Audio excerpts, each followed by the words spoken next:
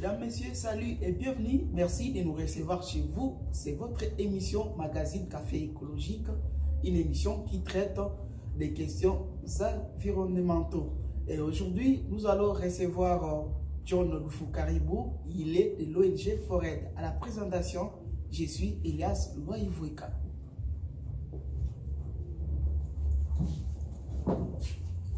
John Lufu-Caribou, bonjour. Bonjour, monsieur Elias. Nous sommes heureux de vous recevoir dans ce plateau de l'émission Magazine Café Écologique.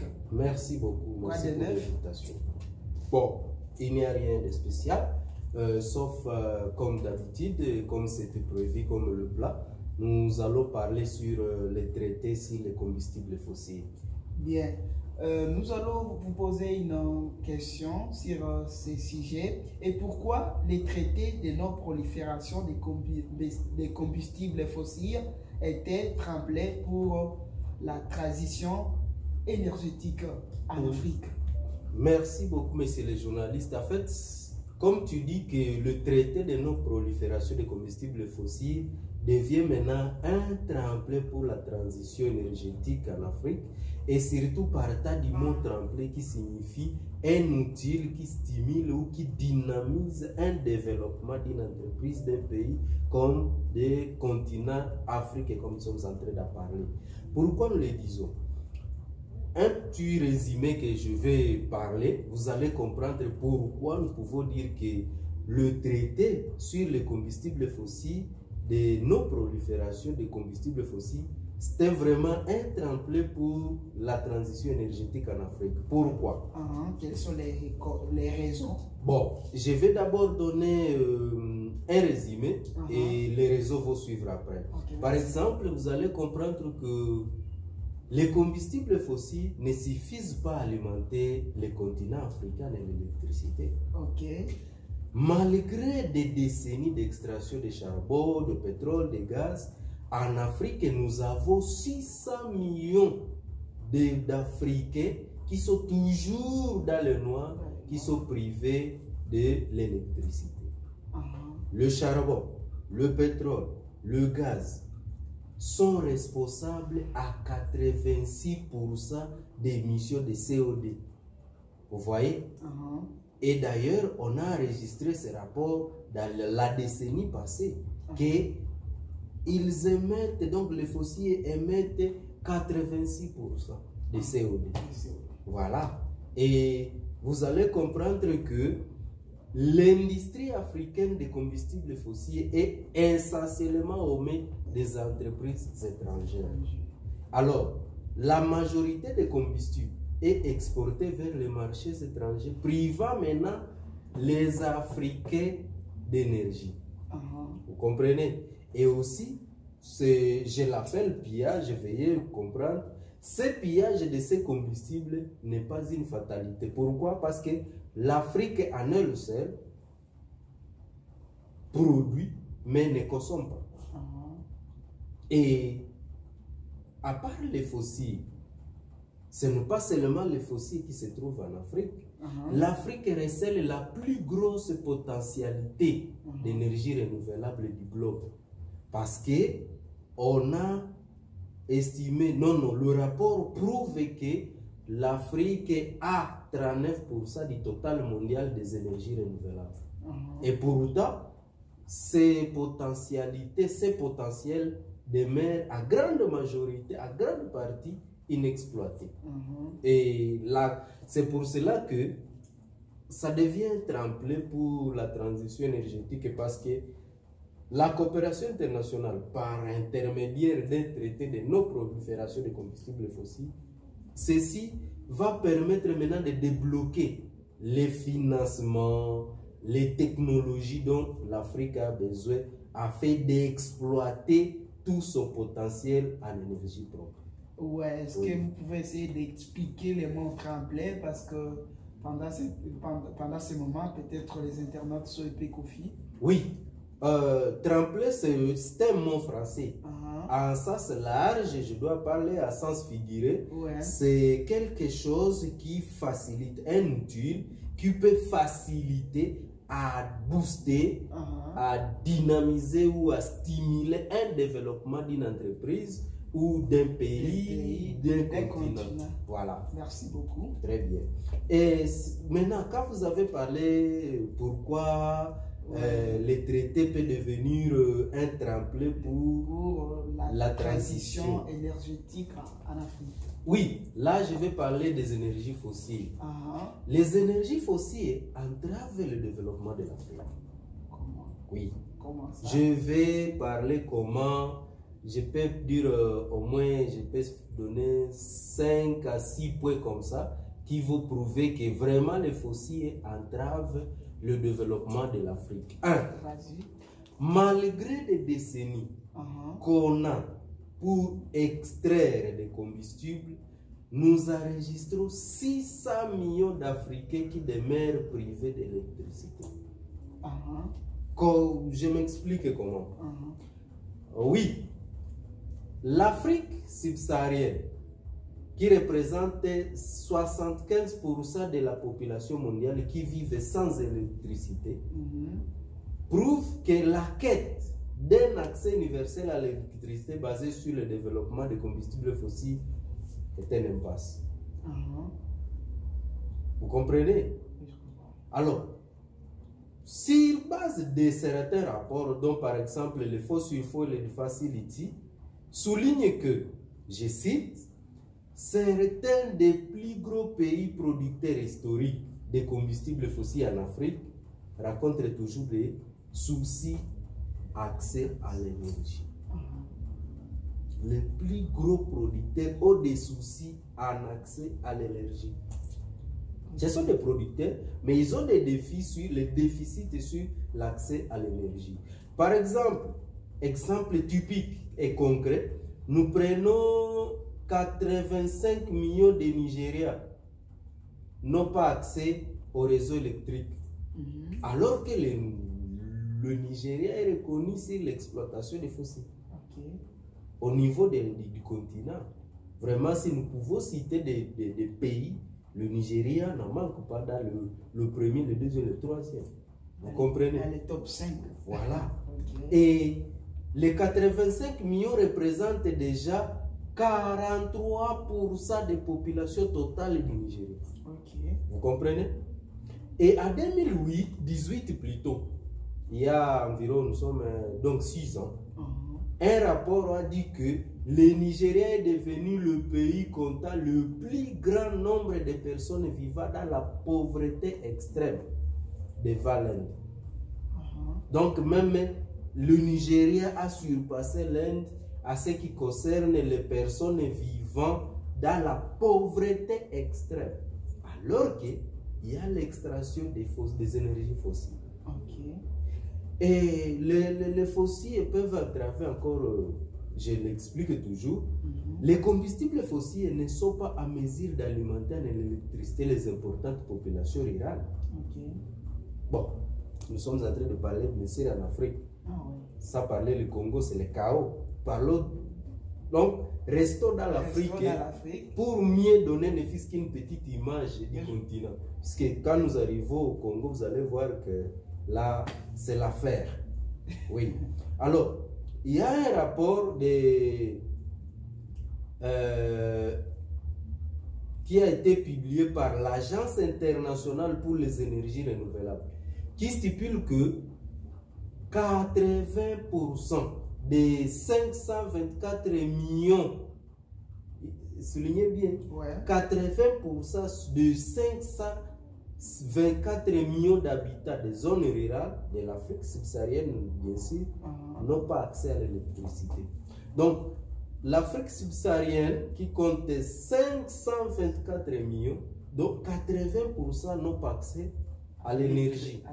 Et a recommandé que pour résoudre ces défis, il faut créer des réseaux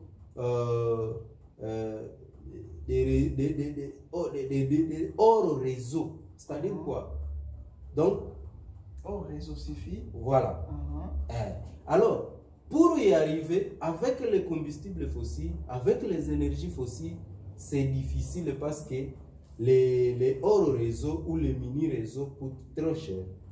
Alors que les capitalistes, les entreprises qui exploitent les fossiles en Afrique ne veulent pas investir dans ce qui est cher.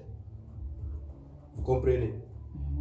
Ils exploitent, mais ils ne veulent pas investir dans ce qui est cher. Or, s'ils veulent subvenir à l'énergie pour l'Afrique, ils doivent investir dans des réseaux, dans des installations hors réseau, des distributions hors réseau. Or, hors raison signifie... C'est comme le panneau solaire, vous n'êtes pas connecté quelque part, non, vous avez directement votre énergie. Vous n'êtes pas connecté à un réseau, vous ne dépendez pas d'un réseau. Donc, il faut être un hors réseau. Voilà. Alors, deuxièmement, la majeure partie de la production africaine qui est prévue pour les combustibles fossiles sont destinés pour l'exportation à l'étranger. Ça veut dire que le continent de l'Afrique ne bénéficie de rien. Exactement. Nous savons que les gouvernements africains veulent investir dans les combustibles fossiles, notamment l'exemple de notre voisin ougandais qui a déjà avancé dans les infrastructures avec les ICOP. Mais cet ICOP est construit pour transporter ce qu'on va exploiter en Ouganda et les transporter en Europe. Vous comprenez? Donc, tout ce qu'on prévoit à produire, toutes les productions de l'Afrique sont destinées pour servir l'extérieur. Voilà. Alors, les chiffres augmentent parce que Wild Change International et Global Energy Monitor montrent que 93% des capacités de production opérationnelle pour les gaz naturels liquéfiés en Afrique sont destinées à l'exportation. De même, il souligne le rapport que 84 des installations de GNL, signifie gaz naturel liquéfié, sont prévues et ou sont en construction, mais en destination pour l'exportation. Ce n'est pas pour nous. Vous voyez? Donc, tout ce qui se produit en fossiles en Afrique, les consommateurs ne sont pas africains. Alors, prenons un exemple, un cas concret maintenant en Afrique. C'est la Mozambique. En Mozambique, l'Institut national du pétrole du Mozambique a publié un rapport qui dit que 80% du gaz qui est extrait actuellement dans les sites de production du site de Mozambique sont vendus en Afrique du Sud. Donc, on produit à Mozambique, mais sont exportés en Afrique du Sud. Mais quand même, c'est pour l'intérêt de notre continent. Au moins. Mais, quand on vient voir que maintenant, des sites du Nord, donc, je suis en train de montrer au monde pourquoi nous sommes plus victimes. Nous produisons juste pour vendre. Ça pour autant bénéficier. Voilà. Nous ne bénéficions pas de... Parce que j'ai dit que c'est du pillage. On est en train de piller. Vous voyez le mot pillage là où je l'ai... On est en train de voler nos ressources. C'est pas qui qualifie de... Mais bien sûr, c'est normal. Parce qu'ils viennent extraire ce qui nous appartient. Et vous n'avez pas de matériel pour le faire, par exemple? Non, nous ne voulons pas ça. Nous voulons, vous aurez la réponse. Ce que nous voulons, c'est quoi? Vous aurez la réponse. C'est pour cela que les 12% de ce qui est produit maintenant vers le nord, c'est ce qui servent maintenant les nationales à Mozambique. Mais le reste, donc 88% autres, de ceux qui proviennent du nord sont vendus à l'extérieur. Voilà. Donc là, ça devient vraiment trop dangereux. Et le rapport dit ceci que, ça c'est le rapport de la Banque mondiale qui dit, bien que un certain nombre de projets gaziers au Mozambique aient été validés dans le but d'améliorer l'accès à l'énergie, la très grande majorité du gaz extrait est destiné au marché d'exportation, alors qu'environ 70% des Mozambicains demeurent privés de l'électricité. Ça, c'est la Banque mondiale qui rapporte ça. 70% des Mozambicains sont dans les noirs comme des Congolais. Vous voyez? Les Sud-Africains sont en train de bénéficier. Voilà. Non, pas seulement les Sud-Africains. Ça, c'est juste les sites du sud de Mozambique qui sont vendus en Afrique du Sud. Mais le reste, c'est à l'extérieur du continent même.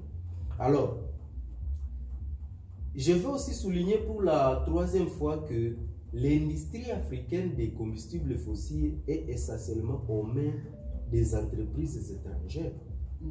C'est pour cela que j'ai toujours continué de dire que pourquoi j'ai dit le mot pillage.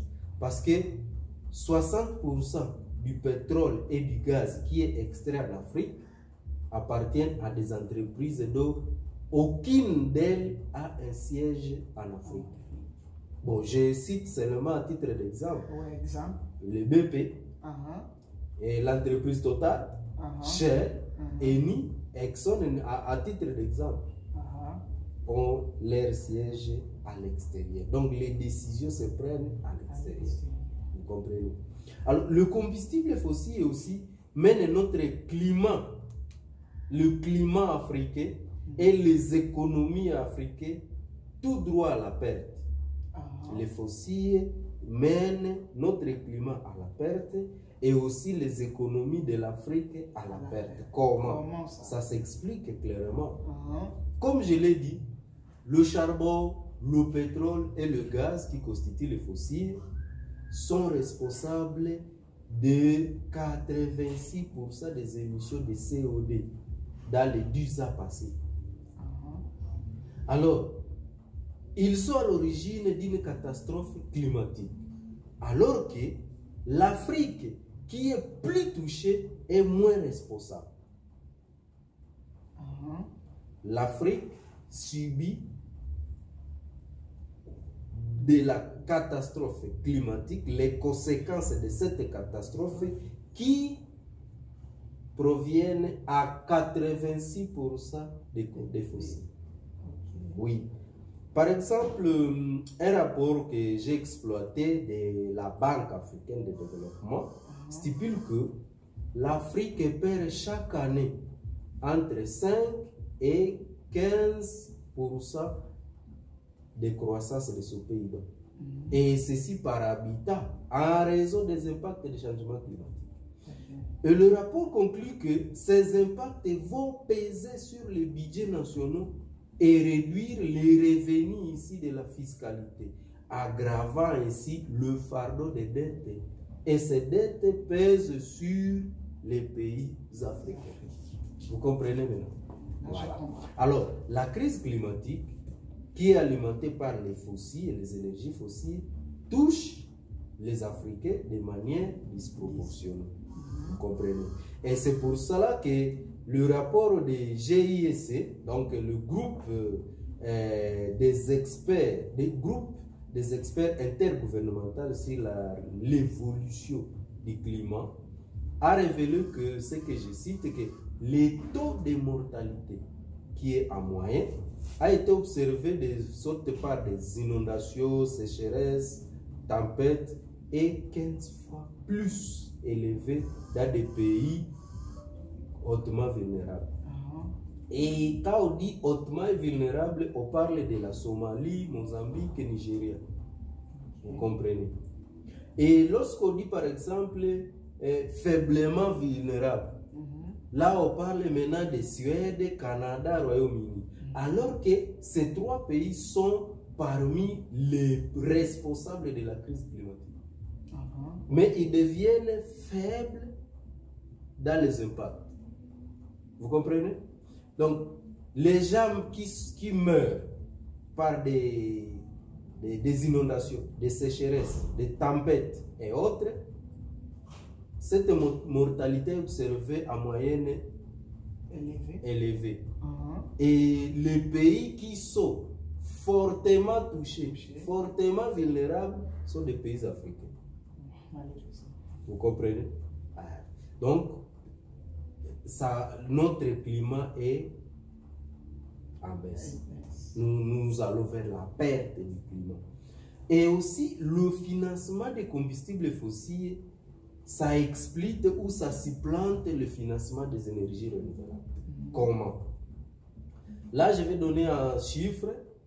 De 2016 à 2019, les pays riches et les pays industriels du G20 ont investi 4 fois plus pour les fonds des énergies fossiles en Afrique que les énergies renouvelables. 4 fois plus. Alors, si nous prenons de 2016 à 2021, on dit que les institutions financières publiques et les institutions financières privées ont débloqué au total 132 milliards de dollars de prêts et de garanties pour financer 964 projets d'exploitation de gaz, de pétrole et de charbon, toujours en Afrique. Alors, ces investissements qui ont été affectés dans des combustibles fossiles ont fait quoi? Ont fait submerger les financements en énergie renouvelable. Alors que les énergies renouvelables ont été seulement financées en 2% des investissements mondiaux. Et c'est là dans le 20 ans dernier. C'est-à-dire dans 20 ans, seulement 2% des financements du monde entier. 2%. Vous comprenez? Alors, les grosses sommes sont affectées dans des fossiles et maintenant, ça étouffe le financement en énergie renouvelable. Oui. Nous sommes en train toujours de parler des fossiles et que ça entrave, donc ça bloque, ça va bloquer si ça continue le développement de l'Afrique. Ouais. Pourquoi encore? Parce que l'exploitation des énergies fossiles, ça laisse toujours derrière des actifs échoués. Par exemple, les économies, donc les économies qui sont obstinées dans des fossiles montrent ou bien exposent les pays à des coûts des infrastructures irrécupérables. C'est-à-dire quoi? Les fonds qui viennent des fossiles en Afrique ne laissent pas des infrastructures qu'on peut récupérer. Il y a des tuyaux, on doit récupérer des tuyaux pour faire quoi? Non, c'est moins vraiment. Et un rapport dit que 71% des projets pétrolifères et gaziers prévus en Afrique risquent de devenir des actifs échoués.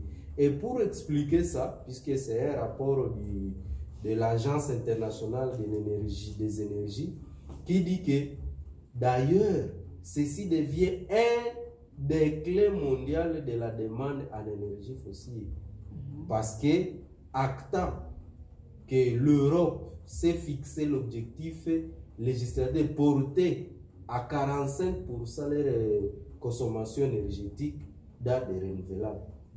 Ça, c'est l'Europe qui a décidé. Disons officiellement, législativement, 45% de consommation en énergie doit provenir des renouvelables. Alors, lorsque vous investissez dans les fossiles, c'est-à-dire que vous allez là où les autres quittent, au contre-courant. Le monde est en train de quitter les fossiles, vous voulez investir dans les fossiles, là où les autres quittent pour se développer. Ok. Et aussi, en fait, pour parler des fossiles, avant de parler des renouvelables, je dirais que chaque année, la pollution atmosphérique qui est due aux énergies fossiles est toujours responsable d'un décès sur 5. Donc, 1 sur 5 décès est causé par les fossiles. Donc, les pollutions atmosphériques dues aux énergies fossiles. Au niveau mondial, voilà, il faut savoir maintenant, à chaque année, combien de personnes meurent. Maintenant, vous les divisez par 5. Une partie est causée par les pollutions qui sont causées, qui sont dues par des fossiles. Les énergies fossiles. Exactement. C'est-à-dire, le chiffre en 2019, par exemple, ne fût-ce que pour l'Afrique, on a mentionné que 400 000 morts africains ont ont été dus par la pollution de l'air extérieur. Et maintenant, si on augmente la pollution de l'air à l'intérieur, on quitte de 400 000 à 1,1 million de morts causées par la pollution des énergies fossiles. Et ceci pour 2019. Voilà. Là, ça, c'était juste pour les énergies fossiles. Et je pense que le détail que je viens de donner prouve que les traités de non-prolifération des combustibles fossiles peut devenir un outil pour stimuler, pour dynamiser, pour booster la transition énergétique en Afrique. Et alors que retenir évidemment des énergies renouvelables? Oui, les énergies renouvelables peuvent maintenant dynamiser le développement de l'Afrique. Ça, c'est le contraire. Les fossiles entravent ou bloquent l'énergie, le développement de l'Afrique. Maintenant, les renouvelables, les énergies renouvelables peuvent dynamiser le développement de l'Afrique. Et là, je vais parler de quelques points. Bon, ça doit être au moins 5 points qui peuvent, ou 5 détails. L'Afrique recèle le plus fort potentiel d'énergie renouvelable au monde. Ça, c'est le premier détail qui peut me convaincre que les énergies renouvelables peuvent booster le développement de l'Afrique. Parce que 39% du total mondial des énergies renouvelables se trouvent en Afrique et sont à grande majorité inexploitées. Alors, selon les chiffres avancés par le rapport de la Banque mondiale, dit que l'Afrique est le continent avec le plus gros potentiel solaire, car elle recèle en elle seule 60% des meilleures ressources solaires. Voilà. Et malgré ce potentiel, l'Afrique ne compte actuellement, pour l'ère actuelle, 1% des installations des énergies solaires. Vous voyez. Alors, si on accélérait les installations, si on produisait plus les installations d'énergie solaire en Afrique, le développement de l'Afrique pourrait se booster. Et le rapport dit même que par rapport aux énergies éoliennes, ça c'était pour les énergies solaires seulement. Alors pour les éoliennes, l'Afrique exploite seulement 0,01% de son potentiel de génération d'énergie éolienne. Alors d'après une étude, on montre que le potentiel de l'énergie éolienne en Afrique suffirait. Donc ça devrait suffire, ça devrait satisfaire 250 fois le besoin actuel en électricité du continent africain. Si on l'exploite, ça pourrait satisfaire 250 fois. Voilà. Alors, deuxièmement, la demande mondiale à combustible est appelée à diminuer. C'est-à-dire, il y a des engagements au monde qu'on a pris pour quitter les fossiles. La demande, la dépendance aux fossiles doit diminuer pour être remplacée par les renouvelables. Alors, les énergies renouvelables peuvent constituer déjà un outil, un élément pour booster le développement de l'Afrique tout entière. Par exemple, troisièmement, je vais citer que les énergies renouvelables sont abordables. C'est l'exemple que je voulais donner en 2019 seulement. 62% des nouvelles installations renouvelables ont coûté moins cher que la moins chère installation des combustibles fossiles. Comment ça? Donc, l'installation qui a coûté moins cher des combustibles fossiles a été trop cher que 62% des énergies renouvelables. Vous voyez? Donc, les renouvelables sont capables de booster les développements africains. Et c'est pour cela que, grâce aux économies d'échelle, les coûts de génération des énergies renouvelables devraient plus diminuer à mesure qu'ils sont plus produits. Plus on produit, plus sont disponibles, plus ça devient moins cher. Voilà. Et quatrièmement, qu'est-ce qu'il faut noter par rapport aux énergies renouvelables et que ça crée plus des avantages d'emploi qui est des emplois décents. Pourquoi nous le disons?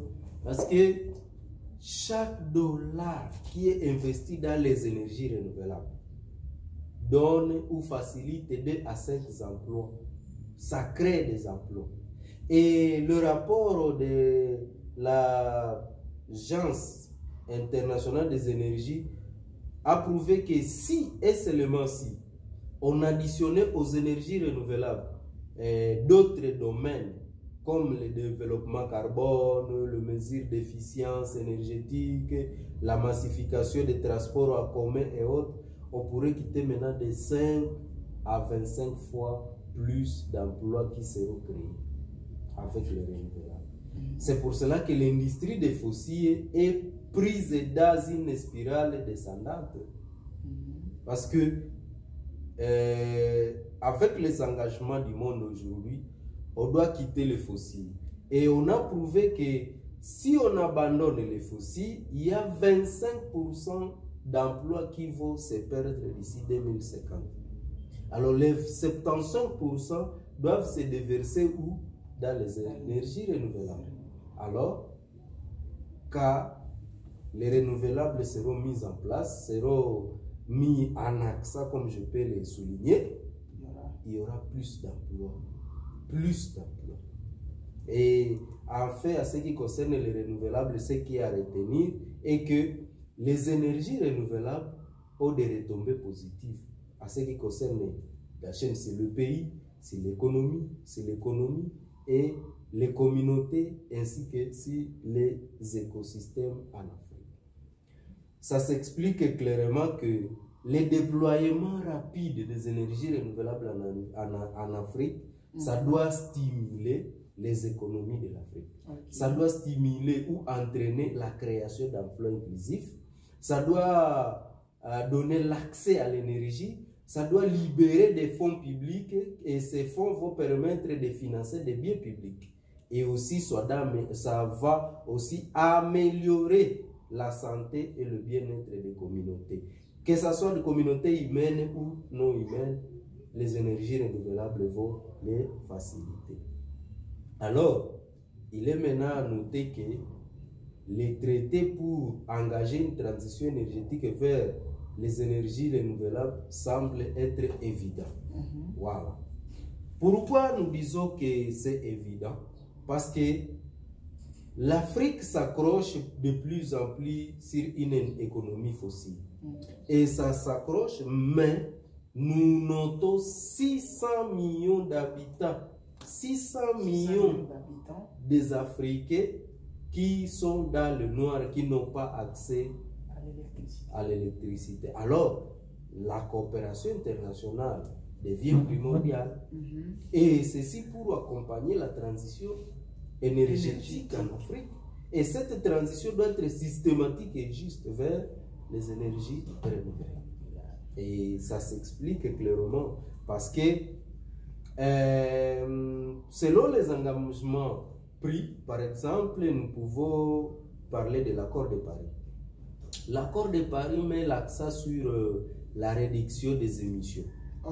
Mais ça ne fait pas mention sur... Ça donne... on doit réduire les émissions. Mais ne fait pas l'impasse sur l'extraction de combustibles.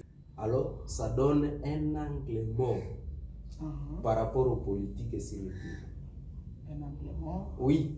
Donc, ça parle, nous devons réduire les émissions, nous devons réduire mais il devrait étaler, devrait dire directement, nous devons quitter les fossiles pour réduire les émissions.